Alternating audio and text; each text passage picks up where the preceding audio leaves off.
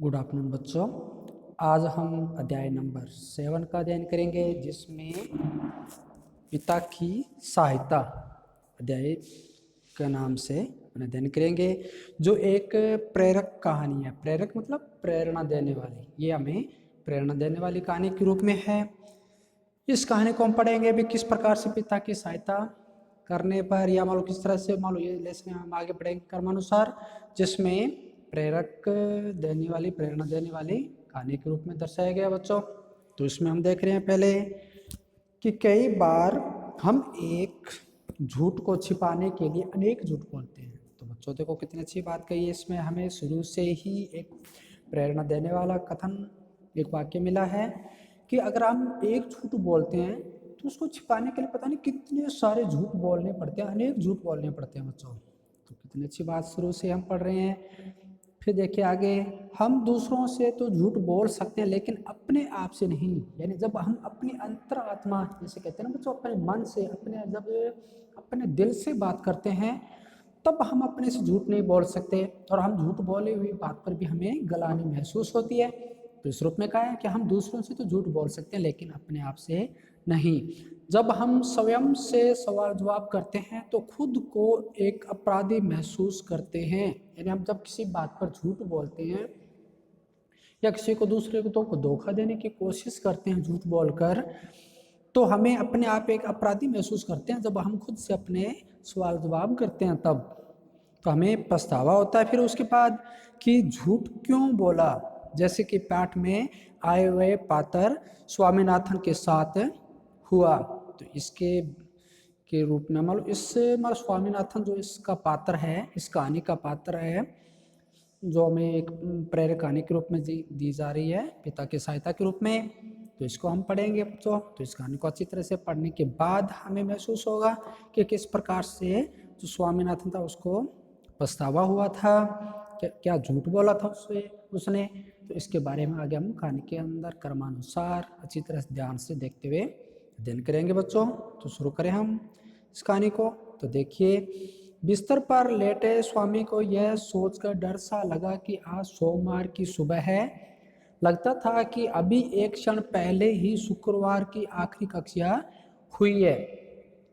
तो भले ही 2 दिन बीत चुके थे, उसे आशा था कि इस भूचाल आने से विद्यालय की इमारत धूल से मिल चुकी होगी। भूचाल कहते हैं बच्चों आंधी तूफान आने की स्थिति होती है, उसके लिए यहाँ पे कहा गया बच्चों। यानी जो मौसम खराब होने पर, या जो भूकंप, वैसे भूचाल बच्चों भूकंप को कहा जाता है। और भूकंप भी इसी प्रकार के एक अन्य गतिविधियों के कारण ही होता है। तो इसलिए कहा कि भूचाल आने से विद्यालय की जो इमारत है धूल में मिल चुकी होगी, मतलब वो खंडर मतलब गिर चुकी होगी, विद्यालय अब रहा ही नहीं होगा, ऐसा मतलब सोच रहा था वो। लेकिन ऐसी अनेक इच्छाओं के बावजूद अल्बर्ट मिशन 100 साल से मजबूत खड़ा था। तो ये बच्चों वो विद्यालय की इमारत थी जो अंग्रेजों के ज़माने का था, इसलिए अल्बर्ट मिशन 100 साल। तो अल्बर्ट मतलब जिस समय हमारे देश में अंग्रेजों का राज था, उसमें जो अल्बर्ट जो एक शासक था, अंग्रेज शासक था, उसके लिए बताया गया है कि उसके ज़माने का बना हुआ है मजबूत विद्यालय, जो मजबूत दीवारों से बना हुआ विद्यालय बिल्कुल वैसा का वैसा मजबूत खड़ा था। और जो स्वामीनाथन था, उसने सोचा कि जब गुरुजी ने उनको, अध्यापक जी ने जो भी कार्य दिया था वो उन्हें कुछ लड़ने के लिए दिया था, लेकिन उसने सोचा अभी भूचाल है तो इस विद्यालय रहा नहीं तो पढ़ने की क्या जरूरत है, तो लर्न किया नहीं। तो 2 दिन ऐसे निकल गए जैसे पिछली मालूम रात की बात हो। तो ऐसा सोच रखा था उसने। तो बच्चों आपको कहानी समझ में आ रही होगी। फिर 9 बजे के करीब स्वामीनाथन ने कहा मेरे सिर में दर्द है। यानी एक बहाना बनाना शुरू कर दिया बच्चों, उसने झूठ बोलना शुरू कर दिया। उसने कहा कि विद्यालय जाना नहीं पड़े, विद्यालय जाऊंगा तो सर ने जो करवाया था वो लर्न के लिए कहा था, टेस्ट जो होना था स्कूल में। लेकिन स्वामीनाथन ने तो बहाना बनाना शुरू किया कि मेरे सिर में दर्द है, आज मैं विद्यालय नहीं जाऊंगा। क्योंकि उसके रीज़न यही था, सिर दर्द तो था नहीं, बहाना बनाना था स्कूल न जाने का।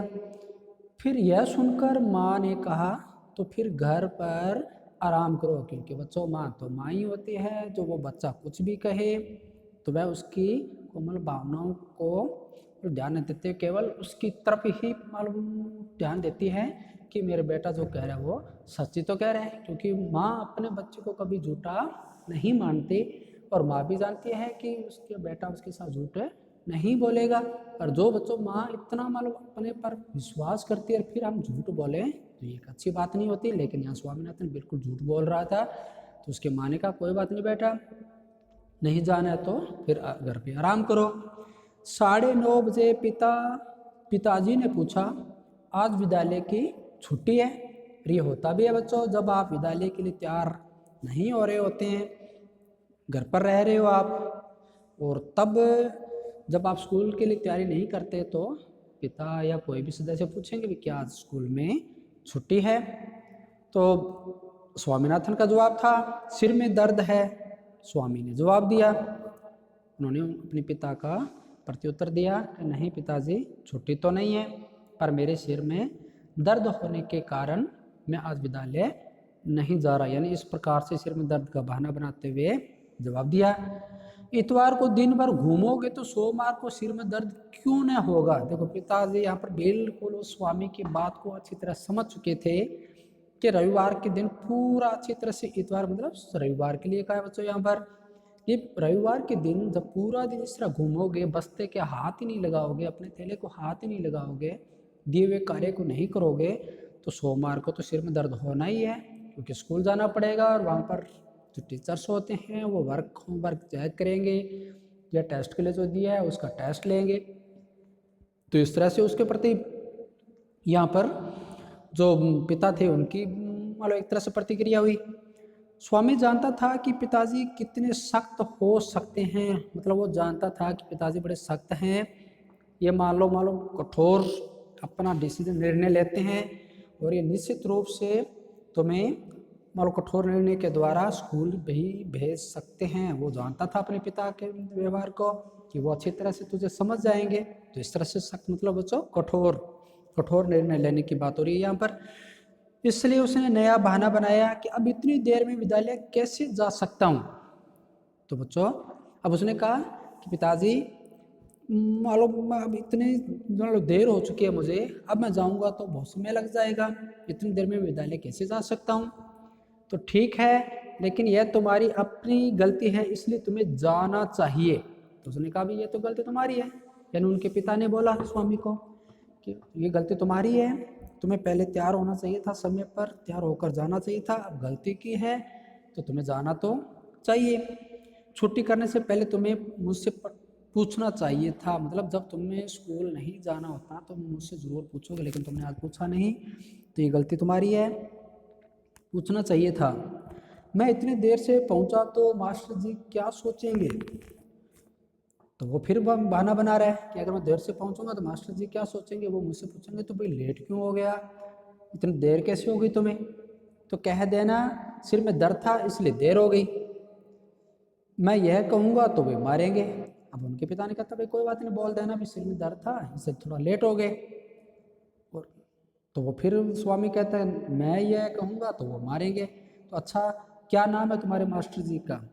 हेलो यहाँ पर पूछ रहे हैं भाई आपके विद्यालय में मास्टर जी हैं, आपको तो मैं डांटने वाले हैं, मारने वाले हैं, मास्टर जी का नाम क्या है बताओ। तो उनके पिताजी ऐसा पूछते हैं, स्वामी के पिता ऐसा इस प्रकार का क्वेश्चन करते हैं। तो बच्चों आगे देखते हैं।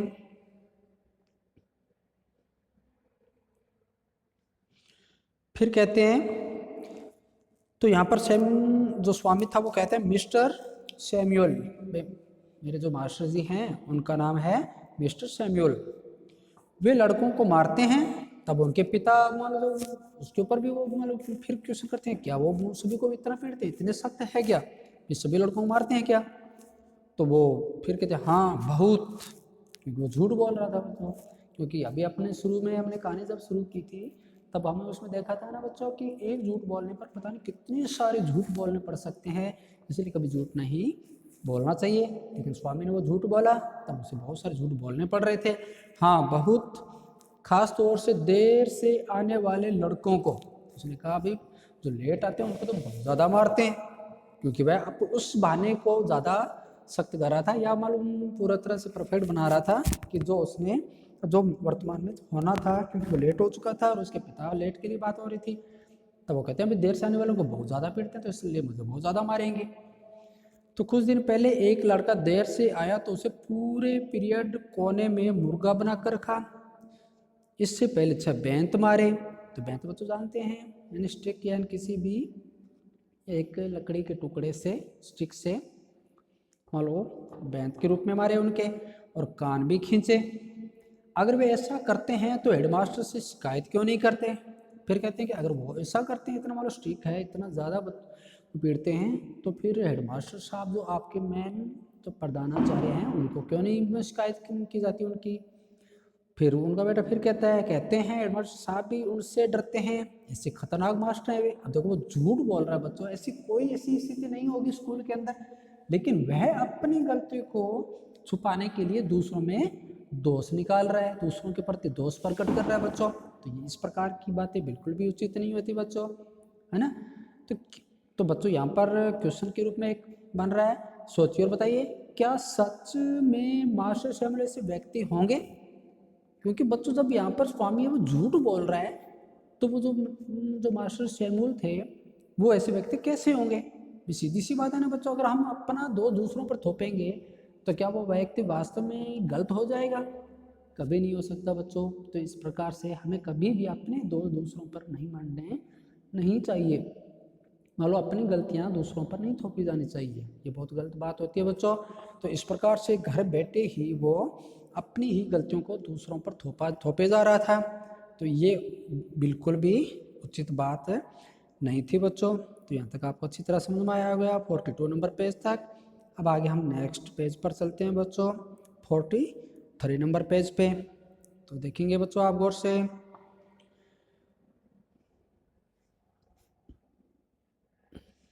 फिर स्वामी ने शैमुअल मास्टर जी की शक्ति का बड़ा चटपटा विवरण कहते हैं, पूरा ब्यौरा, यानी पूरी बात के रूप में कह सकते हैं बच्चों यहाँ पर, पिताजी को सुनाया। वे लड़कों को तब तक बेंत लगाते हैं जब तक हाथों से खून न टपकने लगे। अब देखो बच्चों, कभी भी कोई भी टीचर्स ऐसा करते हैं क्या? बिल्कुल नहीं करते। कोई भी अध्यापक होते हैं वो बच्चों से बड़ा प्रेम करते हैं, स्नेह करते हैं। अगर थोड़ा उन्हें डांटते भी हैं, अगर उन्हें सज़ा देते भी हैं, तो भी उनके उसमें भी उनका प्रेम होता है, छिपा स्नेह छिपा होता है उन बच्चों के प्रति, क्योंकि वो उसे सख्त करते हुए उन्हें विद्या अध्ययन करवाने में मान लो चाहते हैं। वो स्ट्रिक्ट इसलिए होते हैं कि वो पढ़ सके, अच्छे ज्ञान प्राप्त कर सके, लापरवाही न करें, इसके लिए वो स्ट्रिक्ट होते हैं, न कि वो उनके प्रति कोई द्वेष होता है।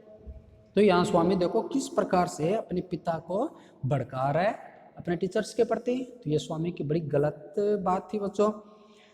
तो वो फिर आगे कहने शुरू कर देता है कि स्वामी ने सोचा कि यह कहानी सुनने के बाद पिताजी उसे विद्यालय जाने से रोक देंगे, क्योंकि वो तो अपने बारे में सोच रहा था बच्चों, अपने लिए कहानी बना रहा था, न उसको ये नहीं पता था कि तो कितना बड़ा गलत काम कर रहा है, दूसरों के प्रति किस तरह से भड़का रहा है। अपनी मान लो अगर हम खुद बचने के लिए अगर दूसरों को इस तरह से अगर दोष आरोपण करते हैं, दोष लगाने शुरू करते हैं, तो बहुत ही गलत बात होती है बच्चों, ऐसा नहीं करना चाहिए कभी भी। लेकिन उन्होंने इसका एक नया उपाय बताया। तब उनके पिता थे, तो वो उनके पिता कहते हैं कि भाई मैं, चलो ठीक है, मैं तुम्हें इसका उपाय बताता हूँ कि तुम क्या करोगे तुम, है ना। तो इसलिए उपाय बताया कि वे बहुत उत्तेजित होकर कहने लगे। अब उनके पिताजी हैं वो बड़े जोर से और उत्तेजित होते हुए, और जो भड़काए हुए होते थे, उकसाए हुए थे, तब वो उत्तेजित होकर कहने लगे, यानी कि क्रोध में आकर जोर जोर से बोलने लगे कि वे बच्चों को इस तरह कैसे मार सकते हैं, अच्छा मैं देखता हूँ। यानी उनके पिता इस तरह से कहते हैं बच्चों। तो उन्होंने तय किया कि वे स्वामी को और देर से विद्यालय भेजेंगे। तो यानी उन्होंने सोचा कि चलो ठीक है, तुम लेट तो हो चुके हो, तो कोई बात नहीं, थोड़ी देर से और लेट भी चले जाना। तो इस तरह से उसे एक खत लिख कर देंगे कि उसे हेडमास्टर को दे दे, यानी कि उन्होंने कहा भी कोई बात नहीं, मैं खत लिखता हूँ, थोड़ी देर और लेट हो जाएगा तो अभी कोई बात नहीं, मैं तुम्हें एक खत यानी एक पत्र लिख के देता हूँ। उस पत्र को तुम अपने जो प्रिंसिपल सर हैं, या जो आपके प्रधानाचार्य सर हैं, उनको जाके आप अपनी जाकर दे देना। तो इस तरह से बच्चों दे देते हैं। इसके लिए उन्होंने स्वामी का कोई विरोध नहीं माना, क्योंकि उसको पता था कि अगर मैं पता लेके जाऊंगा तो मैं बच जाऊंगा, मुझे कुछ नहीं कहा जाएगा। तब स्वामी विद्यालय जाने के लिए तैयार हुआ। पिताजी ने एक लंबा खत लिखकर तैयार कर लिया था, उससे लिफाफे में रखा और गोंद से चिपका दिया। तो इस तरह से गोंद से चिपका कर उसको दे दिया, जाओ अपने प्रिंसिपल सर प्रधानाचार्य सर हैं उनको दे देना बच्चों। मतलब इस तरह से आपको समझ में आ गया। भी अपने बच्चे से ऐसे कहा कि जाओ और तुम्हें इसे दे देना। तो यहाँ तक आपको बच्चों समझ में आया। कल हम आगे कर्मानुसार आगे अपना अध्ययन करेंगे। तो आज तरह समझ में आ गया होगा। जय हिंद।